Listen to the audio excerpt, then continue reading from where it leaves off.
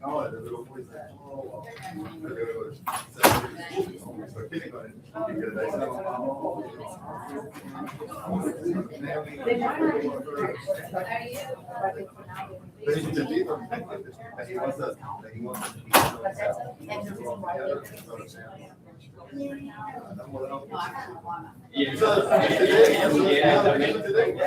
La cara que ella tiene, ¿verdad?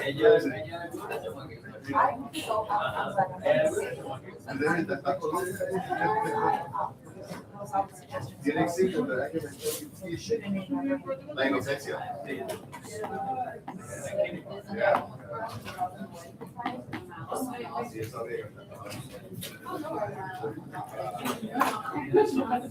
You're more prepared than me. So I have a question. Questionable. All right. I did want to ask you, I know you were talking to go over it in class today. Okay. But as a heads up, I kind of want to know what we should prepare for the midterm. Okay. Yes. And is it going to be multiple choice? Is it going to be short? Like All what? multiple choice on this one. 20 multiple choice questions. Okay. And we get like what, an hour? We get 45 minutes. Okay. All right. Yeah. All right. And they're unbearably difficult. Why? It's just how my tests are. Why? I don't know, I guess. I'm worried about two things. Why? I'm worried about the curve, and I'm worried about the book. When it comes to being worried about the book, I want to make sure it wasn't one by chance. I want to make sure the person who got it is the very best in the class. Trust me, When it there's comes to nothing the by chance.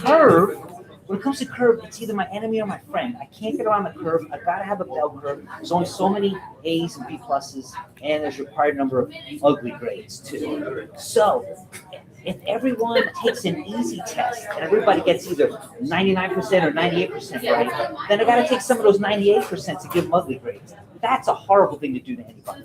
On the flip side, if the exam is fair but incredibly hard, then there'll be some people who got some bad grades that I can elevate because of the curve. So I want the curve to be my friend. I can't get around the curve. Curve wasn't my choice. I've got to use the curve. So the curve's either my enemy or my friend. I'd rather it be my friend.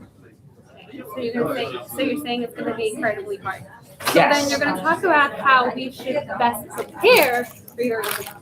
Okay, I can do that. Yes. Yeah. I think I covered all my bases. And one question that I have that we talked about when you first walked in, and I said page 3 of the roster is kind of out Out the door. the door. Forget about me. For today? Yeah, no. So I started reading from page 1 of chapter 1, right? Okay. Yeah. And at some point, I think you said that you had given the first 7 pages. Right. Okay. At least in this class, it's all colors. That Is part of that all I'm chapter supposed to read? Because I'm literally going to go chapter 1, 17 pages, not Yeah. 7. one. Right. But I skipped the last one. I gotta tell you, I keep rewriting the book, and the chapter I rewrite the most is chapter 1. I've never been happy with chapter 1. So I didn't assign all of chapter 1. I'm literally working on chapter 1 again this week. So funny. I'm going to come up with the perfect chapter 1, but I haven't gotten it yet. And I'm not gonna quit till I get it. Do you want me to edit it? I'll tell you what I got out of chapter 1. Sounds great. And then we could just, you know what I mean? And then I could just tell you, this is what I got out of it. With all due respect, I might take your advice, I might not take your I advice, don't mind. but I value your advice and But I want you'll to hear have your a advice and I will perspective. consider all of your advice. And you'll have a perspective of what works from a student's perspective. What worked and what didn't. Yeah. I'd love to hear it. Yeah. And maybe you'll come up with your own.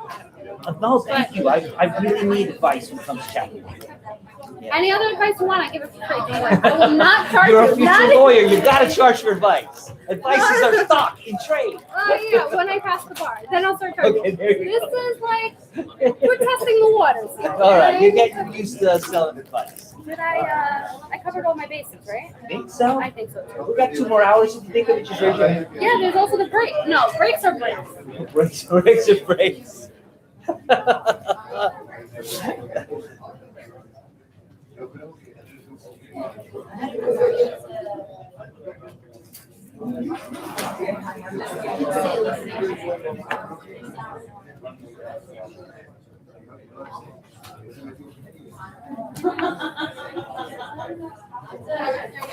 No, they're going to.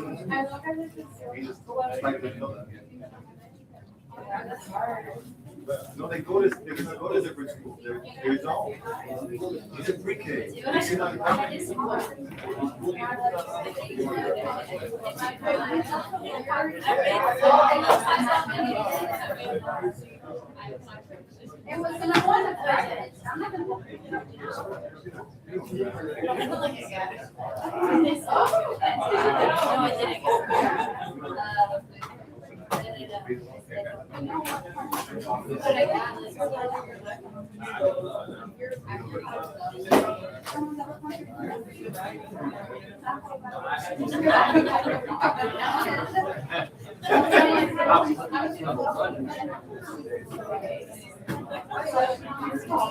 No, because of their.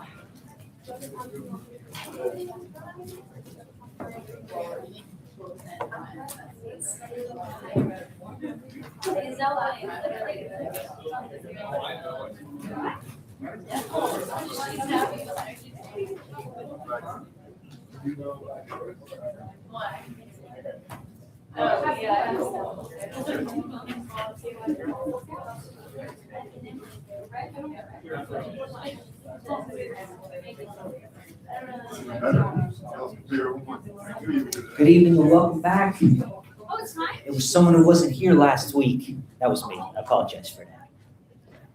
But sorry about the short notice. I guess what was it? Friday morning? I got word out. Hopefully you heard about it right away.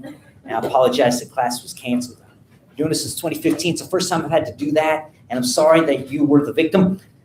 And I will make it up to you and I apologize. And I hope you were able to use the time well. I know there's a lot of midterms coming up.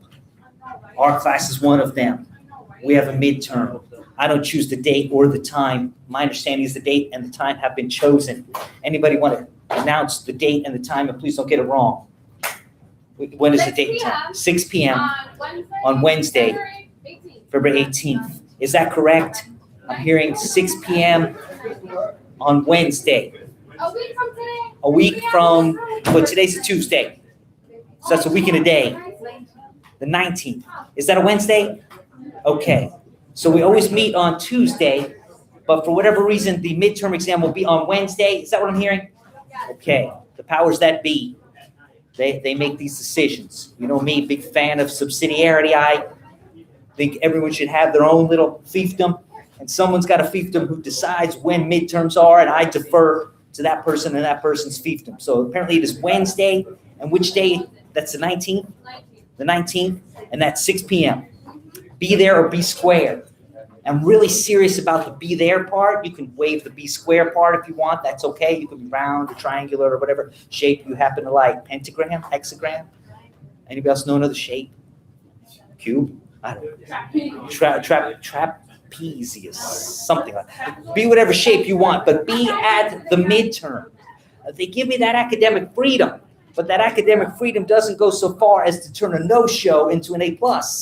So you've got to at least show up for the midterm. So if you please do me the favor of being there, I would appreciate it. I know illnesses happen and sicknesses happen. I don't know what your law school's rules are about that, but learn those rules so if in case that happens to you, you can implement them. I'm sure those rules involve telling someone as soon as possible, maybe even coming up with a medical note. I don't know. Read those rules, know those rules. If you get sick and you can't make the midterm, follow those rules. Because it makes no sense, really. It's 20% of your grade, right? It is. It's 20% of your grade. So why no show for that? Yeah. Speaking of no-shows, I was a no-show for my kids this weekend. And I am really regretting it. And I bring it up because I'm thinking of all of you. And I'm thinking of how hard all of you work, and the midterm weeks is coming up, and I can barely relate to what you've got going on. Maybe you've got kids, maybe you've got elderly parents, maybe you've got friends or family that you're taking care of. Maybe you've got a full-time job in addition to coming here to law school, or maybe even just a demanding part-time job, or maybe you just have a hobby that tears you away from your law studies. But I can guarantee if I went to each and every one of you, there's something else you could be or should be or would rather be doing than studying the law, despite your desire to become a lawyer, despite you being in law school. So I know there's those competing things, and of course we've all got them. So I'm no exception. And it's Friday, and I'm on my 4th extension from my oldest publisher, the publisher I know the best. That's Rick. He's up there in where is Minneapolis, St. Paul is where Rick is. He's with Thomson Reuters Westlaw, working on my workers' compensation book. I'm on my 4th extension. That one's my beast. 2 volumes, 1,800 pages apiece. It's a real challenge to update that every year. So I'm running behind, and it's Friday, and this is my 3rd extension. I'm really hoping to make it. But as I'm looking at the clock, and it's 4, and it's 4:30, and it's 4:45, I'm thinking I better call Rick, because Rick deserves at least a phone call. Since Rick's not getting a book, least I can do is give Rick a phone call. So I pick up the phone, call. Rick answers. I said, Rick, it happened again. My grandmother died. That's my favorite excuse. Because everyone deserves an excuse, right? If you're not going to get the book that I owe you. So my excuse to Rick is always the same. My grandmother died. And I've been publishing that book since 2001. So this is my 19th year of my grandmother's untimely death. Again and again for 19 years. But you do what you got to do sometimes to get that extension. And Rick knows what I'm talking about. Rick remembers all 19 funerals of my grandmother. May she rest in peace. So that's how it is. And of course, the next question is, when will I get the book? So I promised Rick the book by midnight on Sunday. And I typically don't work on Sundays, but I've just committed myself to do that. And I also mentioned I'll be working mostly on Saturday, I tell Rick. And that's when I remember my kids' track and field. My wife Bernadette with the CYA, Catholic Youth Association, Catholic Youth Sports, CYS. She's the coach for track and field. Little Patrick, he's in the 4th grade. Madeline, she's in the 1st grade. They're both on the track and field team. I really should have been there. But instead, I spent Saturday at my desk working on the book, And then when I was dropping off Patty and Maddie to school this morning, I saw one of the parents who was there, another dad who was apparently, at least in that instance, a better dad than I was. And he was telling me about what a great job my wife did running the event and how wonderful my kids were and how much his kids enjoyed it. And I know that he was just trying to do a good thing and show his appreciation so I could tell Bernadette his appreciation. But I just felt like crap, because I had made the wrong decision. Anyone disagree? I made the wrong decision. I missed my kids' track and field so that I could work on a book. I made the wrong decision. The law is like that, ladies and gentlemen. You're all studying to become lawyers.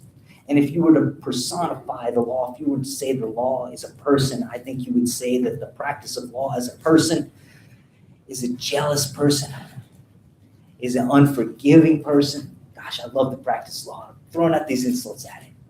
But it certainly wants your time. No matter how much time you give to the practice of law wants more of your time. So you've got to do a better job than I did this weekend of striking that work-life balance. So fair warning as you join our beautiful profession. And don't take this warning as a discouragement. Our profession is great. Being a lawyer is a wonderful thing. Don't let me be heard to discourage you from finishing your studies. You definitely want to be a lawyer. But when you are a lawyer, make better decisions than I did when my grandmother died for the 19th time on Friday. Strike that work-life balance and be there for the ones you love. You should have called and said that her funeral is being rescheduled. Her funeral has been rescheduled to Monday. So that way you could have gone to your kid's track thing, and then, you know what I mean? That's a better decision than I made. Yeah, I can't disagree with you on that one. Next So, time. Next time. But there you go. So today's prayer, as always, is for you, goes out to you. I pray that you can make the right decisions, that you can find that work-life balance, both now in law school and throughout your career as a lawyer. In the name of the Father, and the Son, Holy Spirit, amen. Our Father, who art in heaven, hallowed be thy name. Thy kingdom come, thy will be done, on earth as it is in heaven. Give us this day our daily bread, and forgive us our trespasses, as we forgive those who trespass against us. And lead us not into temptation, but deliver us from evil. Amen. Hail Mary, full of grace, the Lord is with thee. Blessed art thou among women, and blessed is the fruit of thy womb, Jesus. Holy Mary, Mother of God, pray for us sinners, now and at the hour of our death. Amen. Remember, O most gracious Virgin Mary, that never was it known that anyone who fled to your protection, implored your help, or sought your intercession was left unaided. Inspired by that confidence, we fly unto you, O Virgin of Virgins, our Mother. To you do we come, before you do we stand, sinful and sorrowful. O Mother of the Word incarnate, despise not our petitions, but in your mercy hear and answer us. Especially on this day, February 11th, the day of Our Lady of Lourdes, when she appeared to St. Bernadette. We ask her intercession on all our behalfs. Amen. In the name of the Father, and Son, and Holy Spirit. Amen. Got a great chapter for you this week. Maybe some of the chapters can be a little boring, like the tax chapters. Anybody here love to study tax? I didn't think so. Maybe some of the chapters can be a little boring, but some of them are quite good. You know, this one ain't so bad as far as it comes to law, right? And maybe it's not Grisham. Maybe it's not Stephen King. But hopefully it kept you awake, this chapter. And this chapter is, oh, I forgot about my housekeeping. This chapter is local government. But let me go back to my housekeeping, which is one of the reasons I make these slides, right? So I don't forget to mention these things. A little bit of housekeeping. I'll see if I can get through it quickly. First, thanks for the papers. I appreciate them. I presume everyone has given me one. If you have any doubts, all right, that's a good thing to double check. While they were coming in, I was getting a lot of emails asking to confirm that they came in. You might be one of the very rare few that got a response to that email. The rest of you are still waiting for a response, and you will get the response. The reason I have not responded yet to the vast majority of those emails, only the first few, is while I was responding to them, I got an email from your law school administration saying that they had changed the rules, that we would no longer be collecting these papers based on the student's name, that instead they would be submitted based on the student's ID number, which is an ironic thing to choose because I'm given every week a list of your names with your ID number next to it. So I guess it's a legal fiction that I don't know what your ID number is. But anyway, so you have got to use your ID number instead of your name. So I stopped right there, confirming whether I'd gotten them or not, because in order to confirm whether I got them or not, I'd have to open them. And then in order to open them, I'd have to see your name. So what I'm going to do instead is get someone who's not me, probably my Florida registered paralegal. And for those of you who are going to practice law, you're going to want to get yourself a Florida registered paralegal, because what they do is all the work. And what you do is add your signature and take the glory. So my Florida registered paralegal, yes, they do get a paycheck. Don't forget the paycheck. Oh, I get paid. Yes, you sign off and get the glory. Well, if you work for someone else, you do get a W-2 and you do get paid. But I've got my own firm, so my only pay is the leftovers. The clients pay me, at least you hope they do, and then I pay everyone else, and then whatever's left over is my pay. Oh. Yeah. And some months the leftovers are nice. Other months, But I digress. My point is this: I wasn't able to answer all the emails confirming that I got them because I've got to stop and get someone who's other than me to take your names off them and replace them with your student ID numbers, which I already have. I already know all of your student ID numbers. But I guess by replacing your name with your student ID number, we can all operate under the legal fiction that I don't know whose papers it is. And then after I don't know whose papers it is, then I can respond to you and tell you that I've gotten your paper. Make sense? No, but yes. But hey, gotta play by the rules. Okay, so that's point one. Thanks for the papers. Point two, midterm exam next week. Kind of covered that one already. Anybody missed that out when we covered that? No. Oh, bottom line was come to the midterm, don't miss it. And it is on Wednesday at 6 o'clock. Yes, I know. Yeah.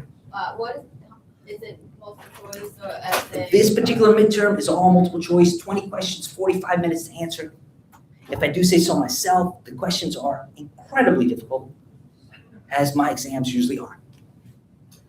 Yeah. And I could be wrong, and if you find that I'm wrong, that means you're incredibly smart, and good for you. But you'll probably find that I'm right. It is incredibly difficult. Yes? So I want to know, how are we going to prepare for this exam? That's a great question, how to prepare for this exam. Like, and Yes. what chapter will on this exam. Well, that part is point 3. If we cover it by the end of today, then it could be on the exam. Emphasis on it could. So We haven't written the exam yet. I finished it last night, So then, and I got an email confirming receipt this morning. You're looking at me with, like, you're either inquisitive or accusatory. I don't know what the look is. Both, both, we okay? haven't gotten to the end of the class, so how would you know if it, how could something be on the exam if we haven't gotten to the end of the class? If I don't cover it by the end of the class, you know for sure that it won't be on the exam. But if I do cover it before the end of the class, it could, emphasis on the could, be on the exam. So I did have to take my best guess as to how far I would get on the coverage today. That's a good point. Point well taken, point well taken. So then how are we going to prepare for this exam? How to prepare for the exam. First, read everything. When you're done, start over and read it again. Now that you've read it all, you need to get from a point of understanding and comprehension to the next step of knowledge, application. You need to be able to apply what it is that you've read and understood. Because that's what we do, we're lawyers. We don't stand in front of a judge and give just a summary of the law. We apply that law to the facts at hand. We don't go into negotiation with an agency or an opposing party open-minded. We come with an application of how the law justifies what our request is. So that's a lawyer's job, and that's your job in taking this law school exam. Yes? Are there going to be any case-specific questions, or is it all just? No, yeah, that's fair. I think case-specific questions are fair. Yeah. And the case book method in law school serves a purpose. The case is there as an illustration of an application of the law. So it helps us with our understanding. I point that out because I don't think my questions focus on what was the plaintiff's mother's mailman's pet's name, but I do draw upon your knowledge of having read that case. Sometimes in a factual way, not a mundane, trivial fact, but in a factual way. And certainly when it comes to the holding of that case, the application of that case, the use of that case, I certainly would recommend that you get to that point. Now, I'd like to think, I hope I'm right about this, I'd like to think that I teach what I test and I test what I teach. I apologize to the teachers in the audience that might be offended by that. I've often heard from teachers in various schools, various levels of school, whether it's elementary, middle, high school, university, post-baccalaureate, whatever, an offense that the teacher should have to teach to the test, I believe is the offensive term that the teachers use. And of course, there's a time and a place for everything under the sun. Here, you're in a room with the author of your textbook. So I wrote the book, and I wrote the slides, and I wrote the lecture. And then what am I supposed to test on something else? That would just be playing a game, right? So in my situation, I think it's fair to teach to the test because I wrote the test, I wrote the book, I wrote the syllabus, I picked the curriculum, I decided what cases to cover. I mean, would it be fair for me to cover something else after doing all that? So I think you'll find that I teach to the test, and I hope you don't think that's a negative.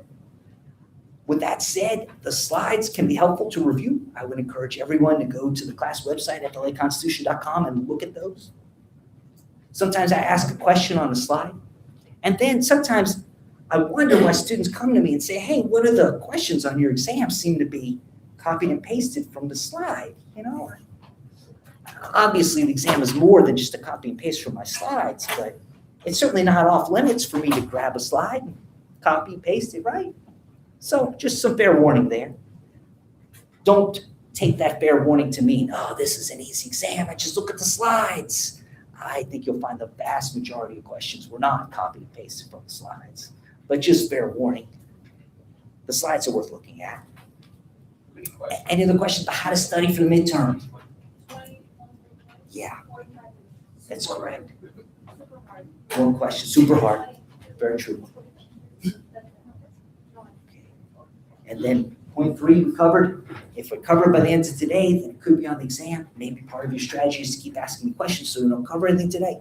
No, that's something about it. But you're gonna tell us like exactly where you stopped in chapter 3, right? Well, yeah, at the end of the lecture, I'll say, I hereby stopped or something like that. Very adamant. I like literally wanna know what I have to say, but no more. Oh, I respect that. No, I respect that. Your time is valuable, and I'm not trying to make light of that, but, I don't know where I'll stop today. But, yeah. We got this. All right, sound good? And as I said, today's chapter is local government. I think it's one of the more enjoyable chapters. It certainly fits with my theme of subsidiarity. Certainly fits with my theme of empowerment of local government can provide local solutions to local problems. I think it's a great place to start before we get to a deeper analysis of Florida's legislature, Florida's executive, Florida's courts. Because when it comes to lawmaking, local governments often make laws. But one question I want to pose as we open this chapter about local government is, why do local governments exist? Why have them? Who could talk to me about that? And as I raise that question, it makes me think of names. Thinking of names makes me think of attendance. Attendance make me think I should probably hand around a sheet. Right? So will you do me on? All right. So as the attendance sheet comes around, if you're here, you should sign it. If you're not here, you should not sign it. Okay. That joke, no one ever laughs, but I just keep telling you.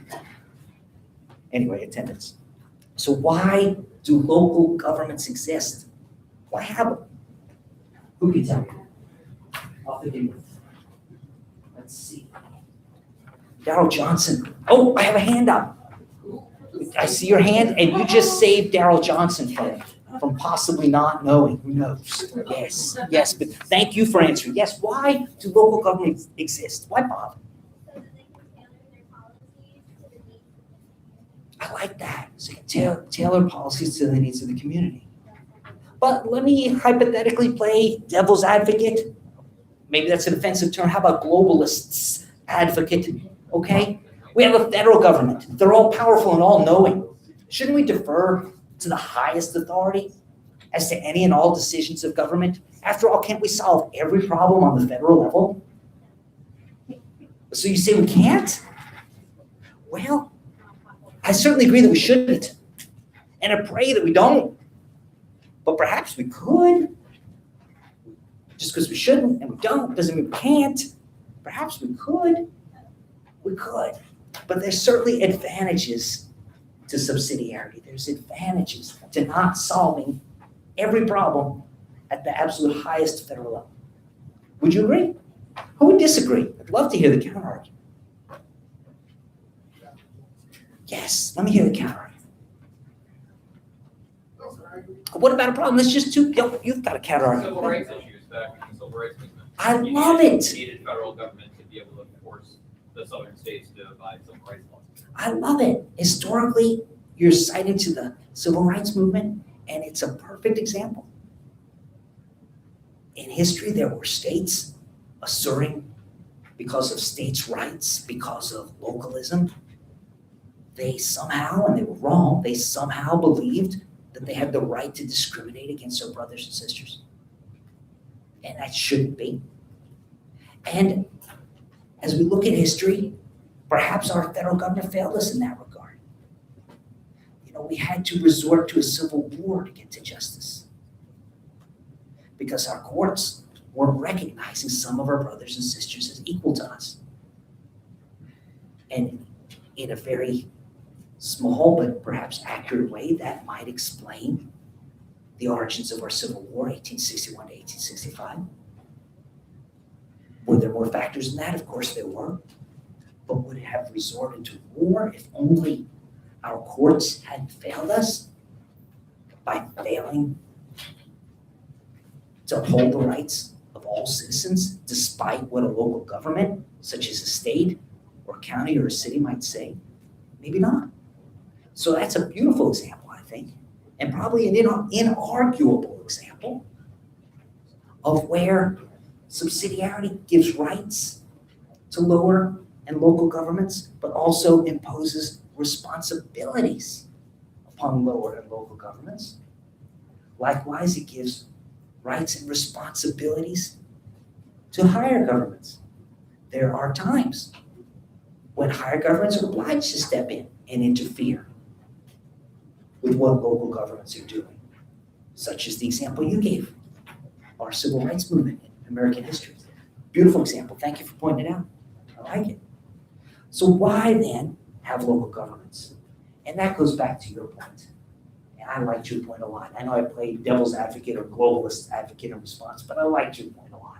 Sometimes local problems warrant local solutions. And that can be true when the fact finder or the decision maker is close at hand. And our text gives some examples, I think, of why we want such things.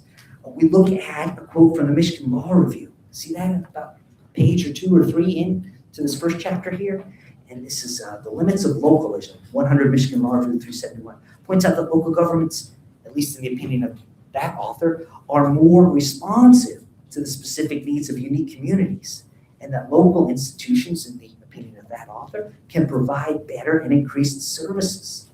And the last quote I've got from that author uses some fancy language. Let's see if we can get through it. Indeed, neighborhoods may be our most central and resilient sites for civic involvement, the best loci of community and fellowship that we have in an increasingly fractured metropolitan area and in an increasingly globalized society. The sentiment expressed there in those fancy words is probably pretty similar to the one expressed by 2 friends of mine, Russ and Chip. And you see that Russell M. Laziga and Charles R. Fletcher wrote The Politics of Municipal Incorporation in South Florida, published that in the Journal of Land Use and Environmental Law back when I was with them in law school in 1997. And Chip and Russ wrote that the idea of localization of government begets more responsive and effective government, and it's deeply ingrained in the American ethos. This idea, according to Russ and Chip, stems from a Jeffersonian notion that local government is an effective way to ensure citizen participation in government. And Russ and Chip go on to surmise that people are more likely to believe that their participation counts when they're voting and they're speaking to a local government instead of the national government. And in your own personal experience, have you heard your fellow citizens express such views? Think about recent elections. How about a presidential election? Has there ever been, for example, a presidential election where, I don't know, maybe one candidate got more of the popular vote, but the other candidate won the Electoral College? That's certainly happened, has it not? Have you heard your fellow Americans who might have voted for the losing candidate lament, my vote doesn't count, does my vote count?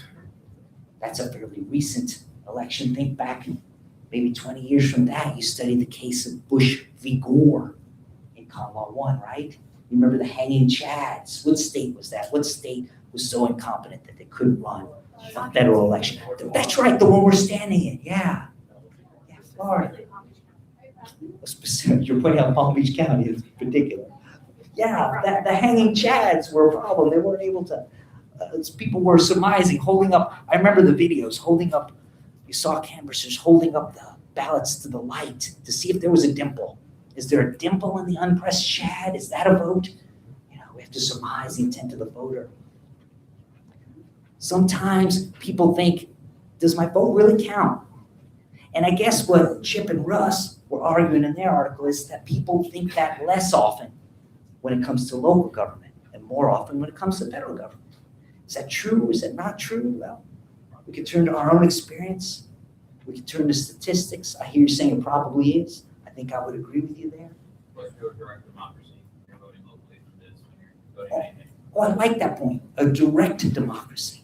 It's easier to have direct democracy, that being a vote yields a law or a vote yields a solution, instead of a vote yields a representative who in turn yields a law or in turn yields a solution. A more direct form of democracy, easier to do with smaller government, with local government, than it is on a national level. So I think those are good points.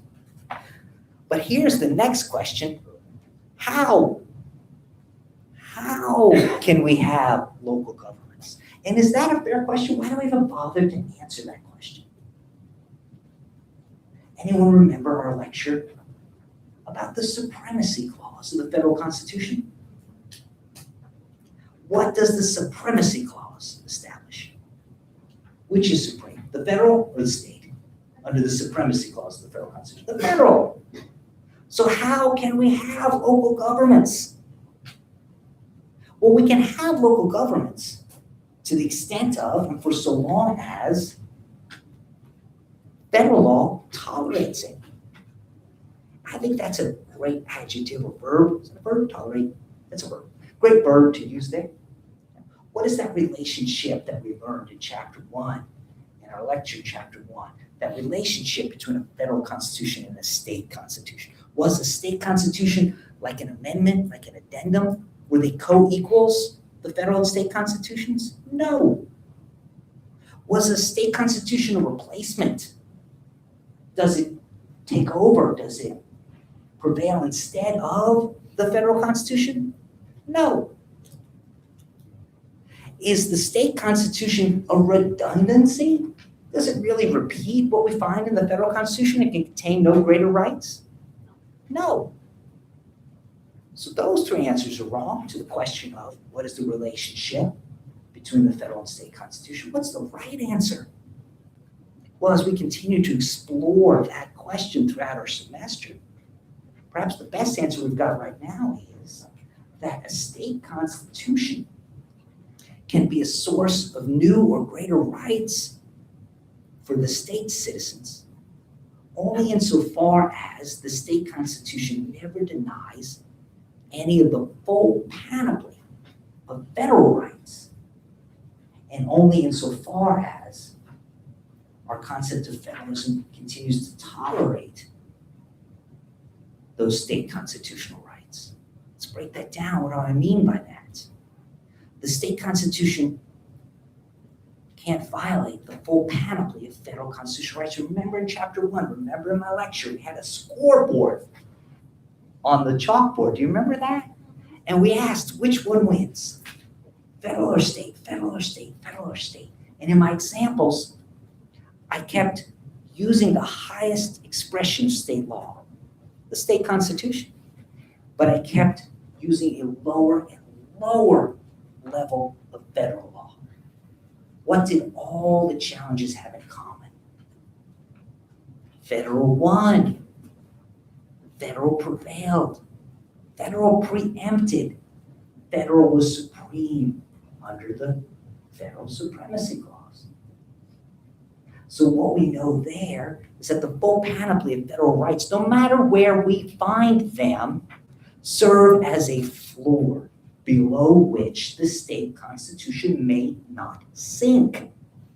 Because if the state constitution dares to attempt to sink below the floor of the full panoply of federal constitutional rights, then the state constitution itself becomes unconstitutional. A constitution can be unconstitutional in our federal system. So there's the floor. The floor being the full panoply of federal rights, no matter where those rights are found, be it the text of the Constitution, or the United States Code, or the Code of Federal Regulations, the CFR, or a decision of a federal court, such as the United States Supreme Court, such as one of the courts of appeals in the federal Court of Appeals system. So no matter what the federal source, that full panoply of rights becomes the floor below which the state constitution cannot sink. But can a state constitution be something more than just a reiteration of what we find in the federal? Can the state constitution grant new or even greater rights? And the answer is a qualified yes. The answer is yes, so long as it doesn't sink below the floor, and so long as federal law continues to tolerate those new and greater rights. What do I mean by that? Some of the examples we gave. State constitution can establish a right. What happens then if the US Congress passes a law that says the opposite? Which prevailed? Federal law. What if the Code of Federal Regulations says the opposite? Which prevailed? CFR. So my point is that the federal must continue to tolerate this new and greater right, because thanks to the United States Constitution's Supremacy Clause, many federal authorities have the power to essentially strike down what we find in state law. And as that beautiful example points out, the beautiful example of our civil rights movement, we wouldn't have it any other way. We don't want it any other way. Because even though you might call the state-by-state expansion of greater rights a laboratory of democracy, just like in any scientist's laboratory, sometimes the experiment can blow up in your face, can't it? And in history, 1861, 1865 was our solution. There certainly was some experiments in the southern states that blew up in all our faces because our brothers and sisters were not equal to us.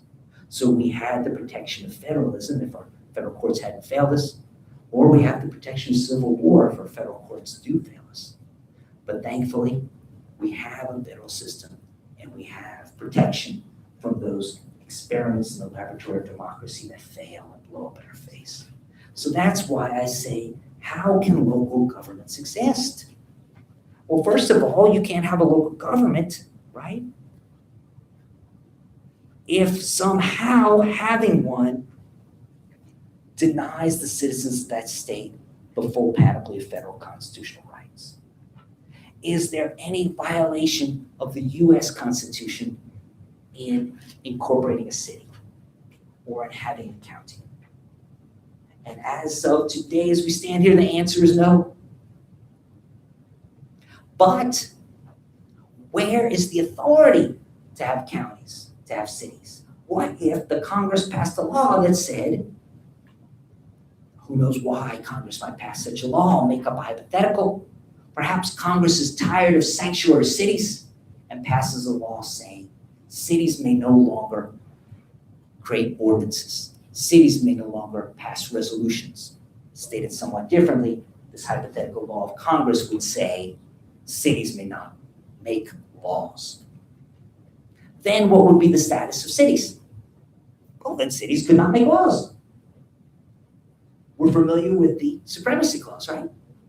So then, does federal law tolerate local governments? And that was the point of including the case of Hunter versus City of Pittsburgh.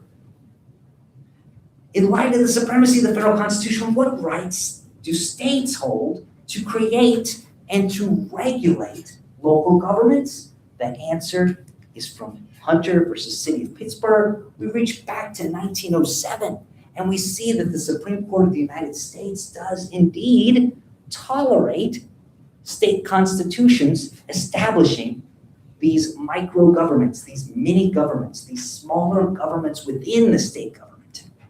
Look at the language we have here. Municipal corporations are political subdivisions of the state, given the power to acquire, hold, and manage personal and real property. These are the words of the Supreme Court of the United States. Do they prevail over contrary words? You betcha. The powers conferred upon these corporations rest to the absolute discretion of the state.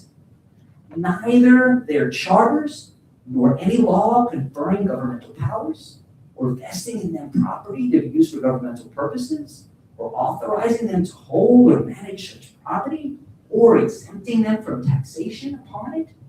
None of those laws are controlled by the federal Constitution, says who? The Supreme Court of the United States. Now, hey, sometimes the Supreme Court of the United States might issue an opinion you don't like. To whom do you appeal? Where do you file that notice of appeal? You can't, right? Yeah. So this is the law of the land. The Supreme Court of the United States continues. A state at its pleasure may modify or withdraw all such powers. In all these respects, the state is supreme, and its legislative body, conforming its action to the state constitution, may do as it will, unrestrained by any provision of the Constitution of the United States. So where does the power for states to create municipal governments come from? Ultimately, it comes from federal authorization. federal tolerance. It's tolerated. You see the holding from 1907 in Pittsburgh versus Hunter versus City of Pittsburgh. And there's been no contrary decision in the Supreme Court of the United States since then. So there you have it. That's how state and local governments can exist. But more importantly, I wanted you to understand why you should ask such a question. Please remember from our prior lectures, just because it's in the text of a state constitution, does that mean it is an enforceable law? No. How could that be? How could the state's highest expression of its law, passed by the people and called its constitution, how could that be an unenforceable law? Because the state's constitution itself, in whole or in part, can be unconstitutional, right? Also, it can be preempted by federal law, federal decisions, Code of Federal Regulations, United States Code, right? Let's not forget that. I know when you took Common Law 1 and you focused on the federal constitution. If you saw it there, you could probably rest assured it was the law of the land, unless the Supreme Court of the United States told you otherwise. You don't have the same assurance here.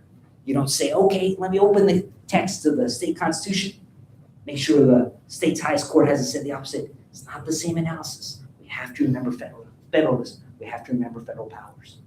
Got it? All right. Did I beat a dead horse? Some notes and questions to consider on Hunter versus City of Pittsburgh. And I want to focus on notes 4 and 5. But I don't want to neglect notes 1, 2, and 3. You should read those. I'll summarize them for you here. I'll summarize them in a way that we're looking at a vocabulary list. Because there's certain vocabulary you'll need to be familiar with if you're going to take a look at municipal law, if you're going to take a look at local government law. Words such as charter counties, non-charter counties, other municipal corporations, ordinance versus resolution. You'll need to be familiar with these terms. So let's cover them, shall we? First, let's take a look at an ordinance and a resolution. When Florida's legislature makes a law, more often than not, we'll call that law a statute. When a local government makes a law, whether it's a county or a city, a town or a village, we don't refer to that as a statute. We refer to it as either an ordinance or a resolution.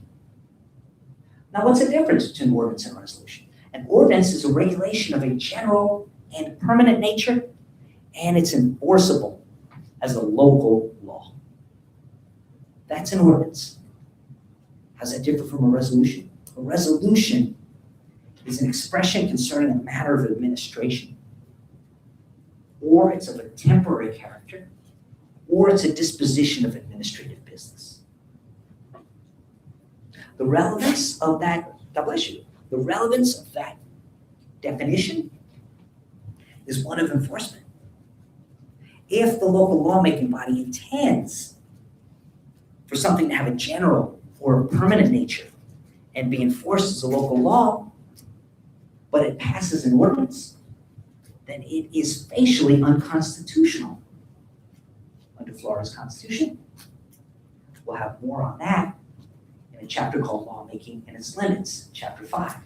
But for now, let's be familiar with the vocabulary. Let's understand that when it's lawmaking by the Florida legislature, typically it's called a statute. When it's lawmaking by a local body, typically it's not called a statute.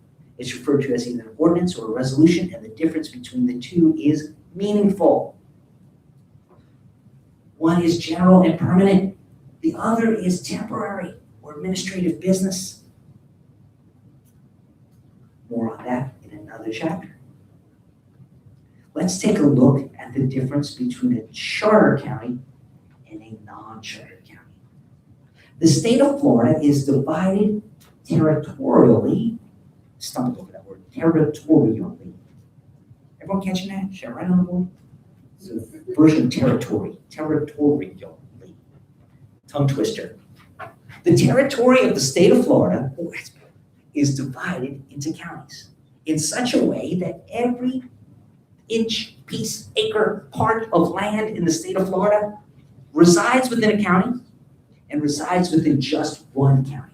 So you'll never find an acre or less of land that is either not within the jurisdiction of a county or that is in the jurisdiction of two counties.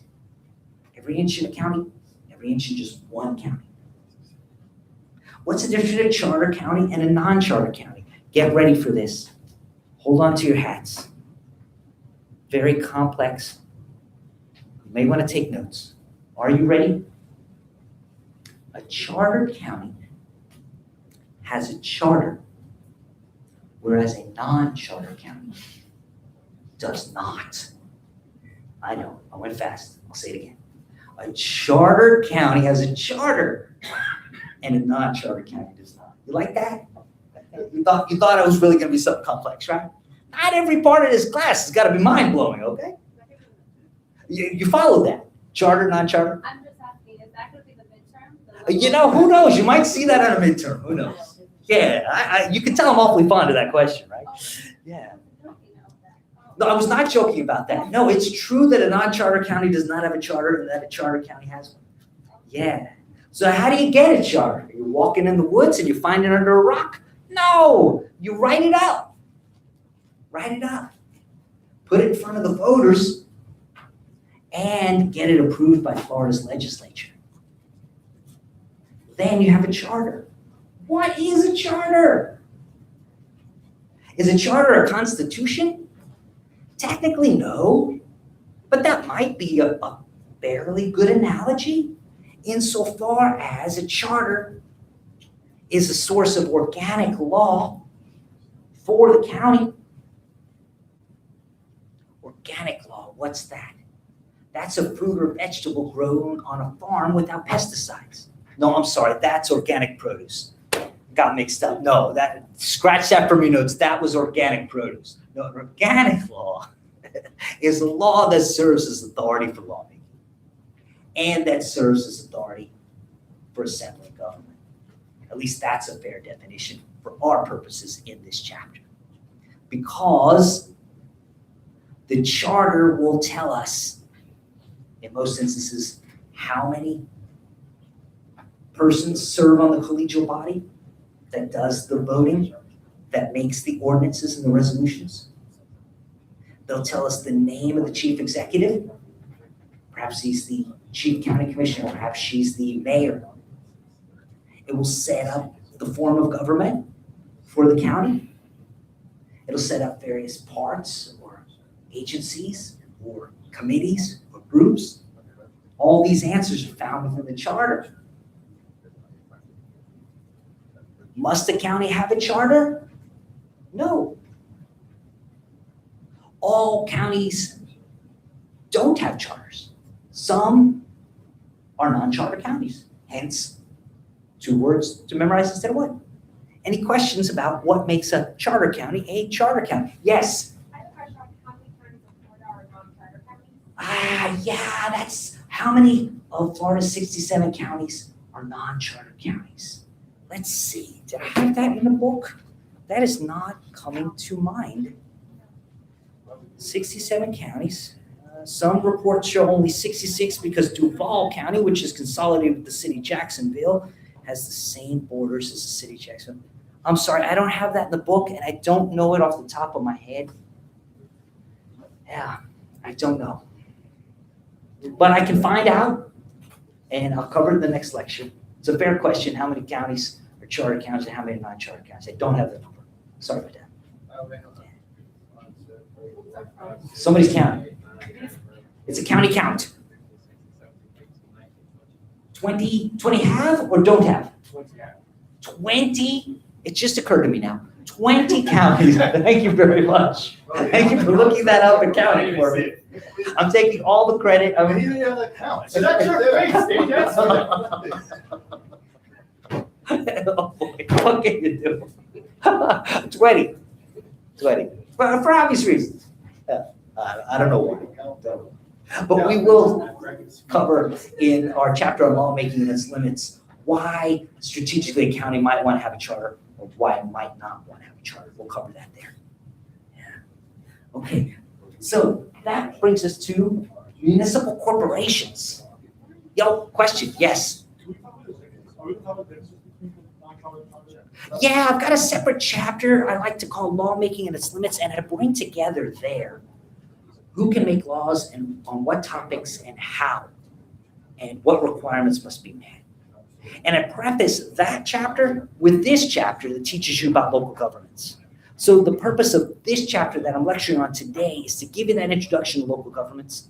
And then with that knowledge, we're going to talk about the powers of a charter and how the charter might have its own supremacy clause and how therefore county laws might prevail over city laws and which one preempts the city, the county.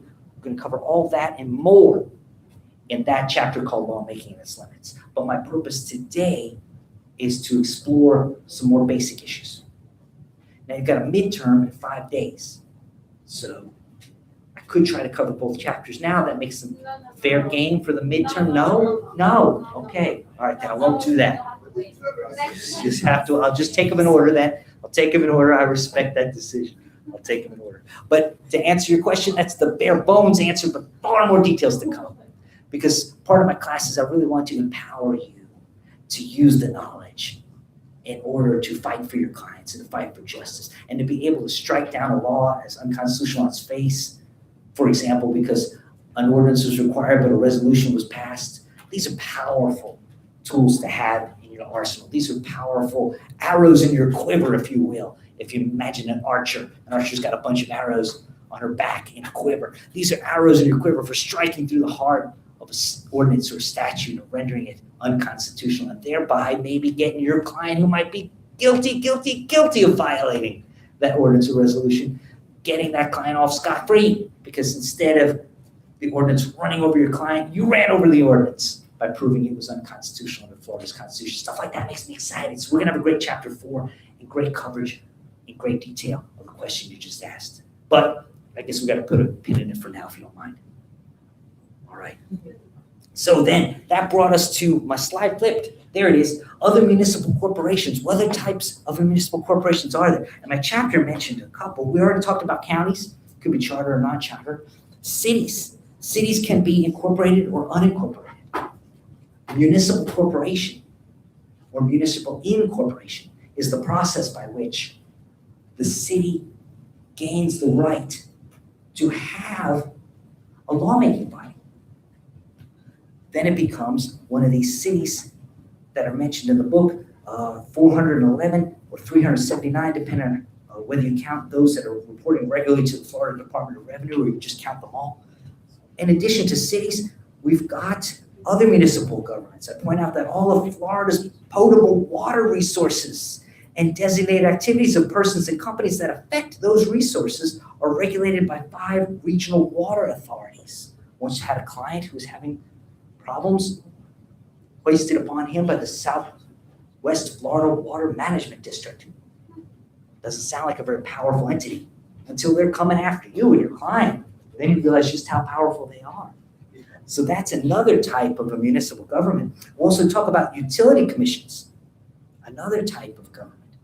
And notice that these local governments are overlapping, right? They always overlap.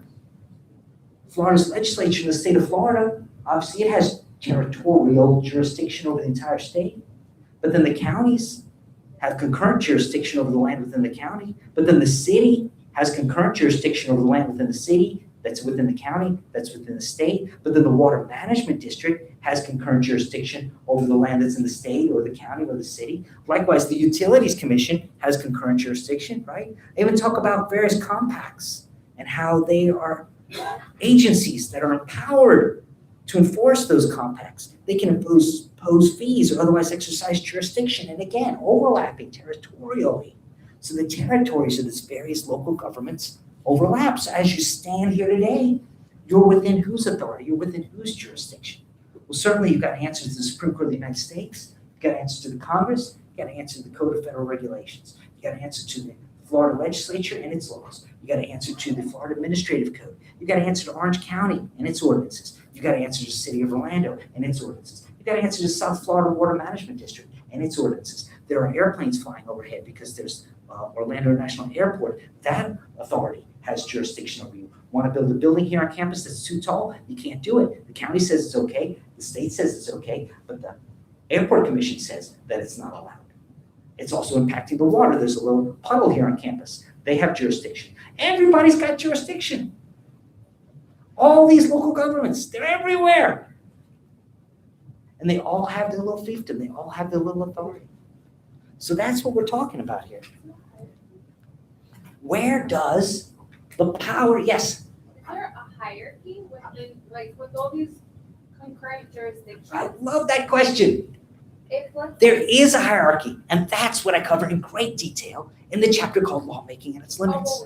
And I'm so sorry to take your question and put it in the same pile as yours because they're both exciting questions. So exciting that we're going to spend 2 hours in our next lecture answering those questions. Next one, don't worry. So again, sorry to put you on hold, but first things first, got to cover some basics of municipal law and some basics of local government.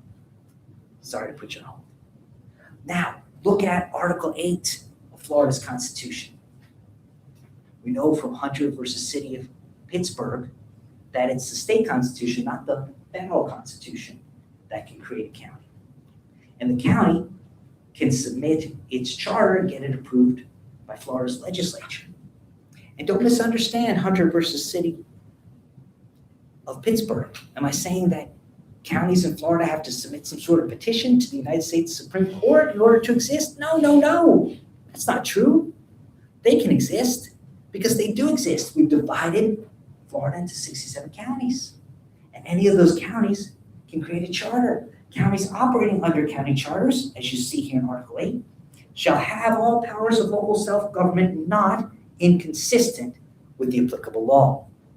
Stated somewhat differently, if you're a charter county, you can pass a law called an ordinance or resolution on any topic you may well choose, unless there is a statute or a constitutional requirement saying that you cannot. So what's the scope of your authority as a charter county? You can do whatever you want unless somebody in authority says you can't do it.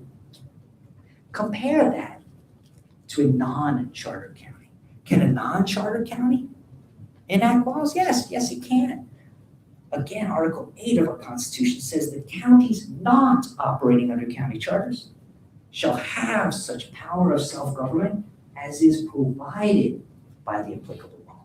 So the non-charter county doesn't have its own organic source of lawmaking authority called a charter.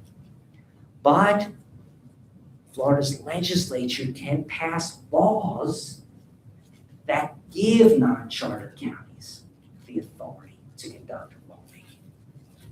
If Florida's legislature does that, then the non-charter county has lawmaking authority, but only as is provided by that law. McGinley, enough with the tongue twisters already. Aren't you just saying the same thing? Aren't you splitting hairs here? And I would suggest I'm not, because I'm pointing out the source of authority. Look at the highlighted words. We covered the paragraph on the bottom first. We talked about charter government. There, lawmaking can be on anything unless forbidden, right? Anything not inconsistent with the applicable law. Compare that to the paragraph above it that we talked about. Second, we talked about non-charter counties. There, they can't make any law except those that they've been empowered to make.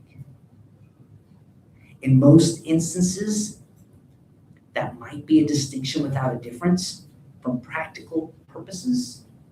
But when it comes to the perspective of the source of authority for lawmaking, there is indeed a difference, is it not?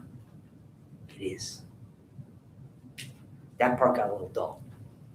So this might be a great place to take just a 5-minute break. And I'm sorry to cut our break short tonight, but we're going to do just a 5-minute break. Sound good? All right, I'll see you back in 5 minutes.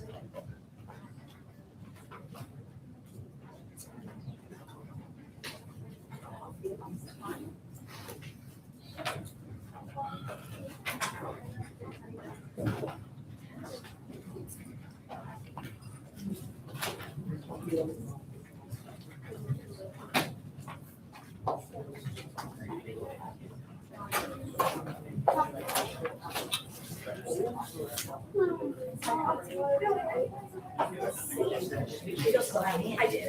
That's, I was a little bit. Yeah, you told them. I was once distracted, like, there was no accident before. It's your grandma. It's not as exciting as that. The stupid traffic.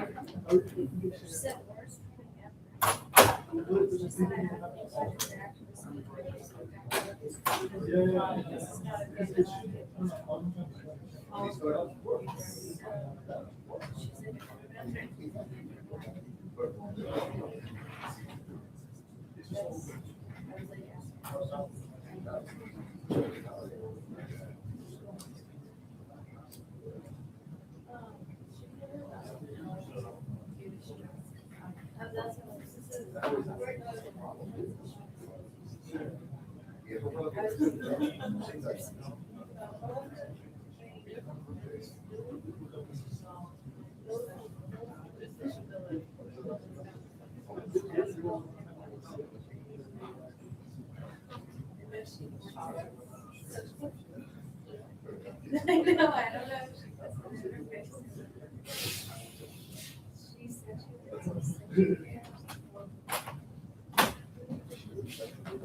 They put in photo.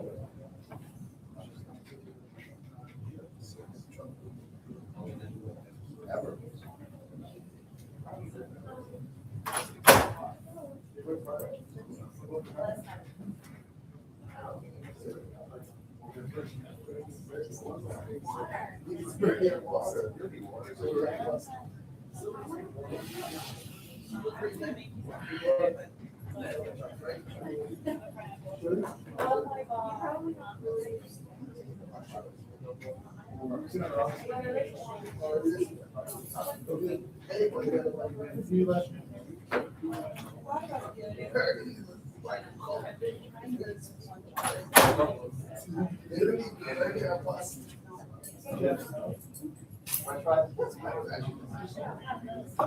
Yeah.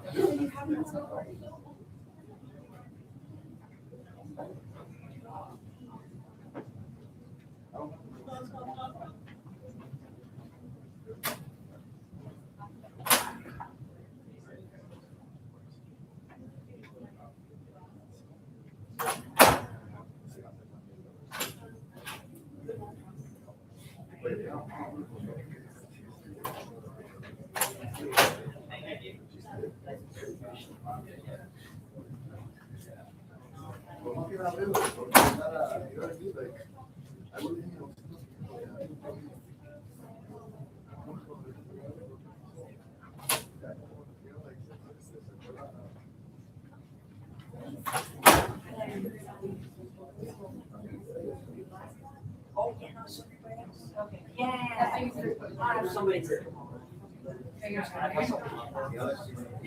Yeah, you see my face. Oh, yeah.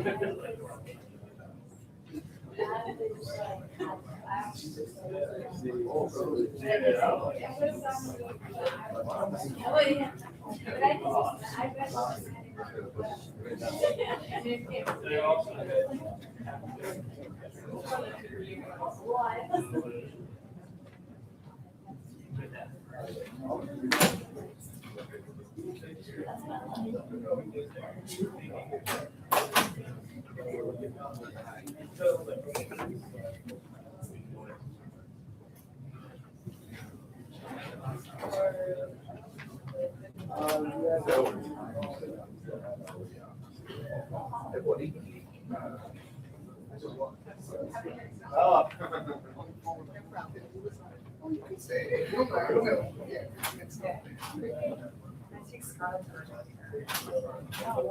She is like just dizzy all day, and I want to think she has like an ear infection. And she complained about it this morning, and I chalked it off to being earlier dehydrated. So I told her to drink much water.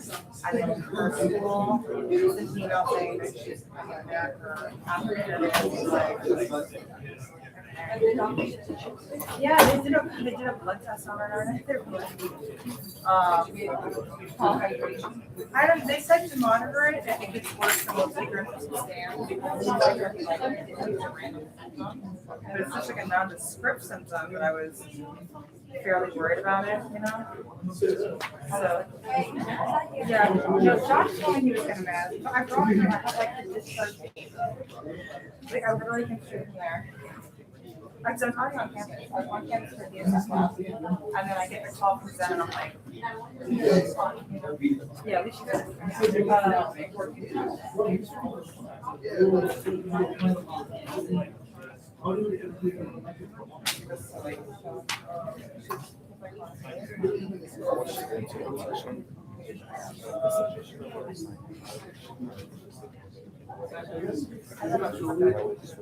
Outside of I got her home with her. so what that did, but You know how extra I am? I don't, my I show no shame. but it was done before. Okay, I appreciate that. Okay, if anybody's missing, then we'll go look for it. Yeah. But if it's not missing, we'll email for grade, because I'm Okay. trying to grade it based on Yeah. number, not name. Yeah. Okay. But either way. That's gonna be recorded.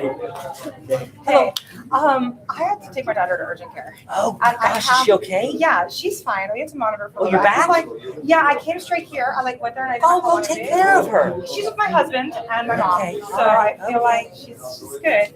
Can you focus? I don't know that I would. Yeah, no, I'll be good. My mom is a pro, so it's just my husband. But she's okay? Yeah, no, she should be okay. We have to take her back to the pediatrician in 5 days. How So old is she? she's 8. Oh, see, So- my daughter's 7 next week. Oh, is she? So, Oh, yeah. she's sassy. It is but a good- yeah, that's very a- sassy. That's a, But no, she's good. But that's why I missed the first. I'll keep them. Okay, thank you very much. Thank you. All right, I think most of us are back, but this part is rehash, reapplying what we already covered, so those of us who are stumbling probably aren't missing much. But to apply what we have learned, let me pose a few questions to you here. And the first question goes, can a non-charter county enact a law saying something is a crime? What's your guess? You say no. Why do you say no? It has to do with what the law says it is. Okay, so you're thinking of this federal supremacy clause, and thank you for thinking of that. It's something I want to keep in the forefront of everyone's mind, even though we're doing a state constitutional law class. I hope I'm emphasizing the importance of the federal supremacy clause. So I see your logic. Let's find out if that's the logic that prevails here. You also wanted to take a stab at the question. I was gonna say no unless the legislator gave them permission to enact such a law. So you've got like a qualified answer. You're saying something along the lines of, yes, if the law permits this. Yeah. Yeah, oh, you were also going to answer it. I thought it's either in the Constitution, the state Constitution. You're right, it's right there in Article 8 of the state constitution. Or the Yeah. statutes, otherwise that's it.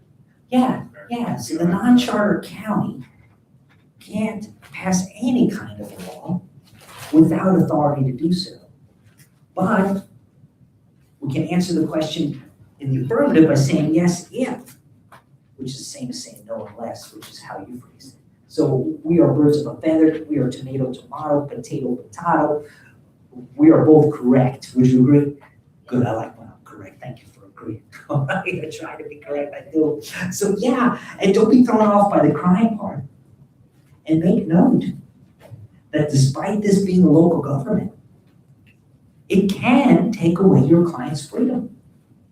So as we study local governments, smaller governments than states, smaller certainly than the federal, let's not underestimate what might be at issue for a future client under these laws. Yes, a client can lose her or his freedom and be put in jail. So yeah, a non-charter county can enact a law making something a crime if a law permits this. But here's the next question. Can a charter county enact a law making something a crime? And the answer, of course, is that yes, unless a law forbids this, right? As you pointed out, it's in the Constitution. You saw in the Constitution that unless a higher authority said the charter county can't pass a law on that topic, then it has its charter authority. It has its organic source of authority. It has what we'll call in a moment home rule. It has home rule authority as a charter county. So look at the difference.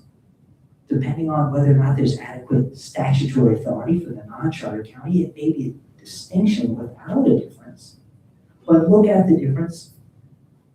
Non-charter county can do it if a law permits it. A charter county can do it unless a law forbids it. And that's because, as you correctly pointed out, that's how it's phrased in the Constitution. That's how Article 8 of Florida's Constitution spells out the different sources of authority for lawmaking for counties that are charter counties versus counties that are non-charter counties. So, some notes and questions to consider under Hunter versus City of Pittsburgh. I think when you take a look at notes 1, 2, and 3, you'll see those vocabulary words that we just reviewed. But before we do that, I also wanted to look at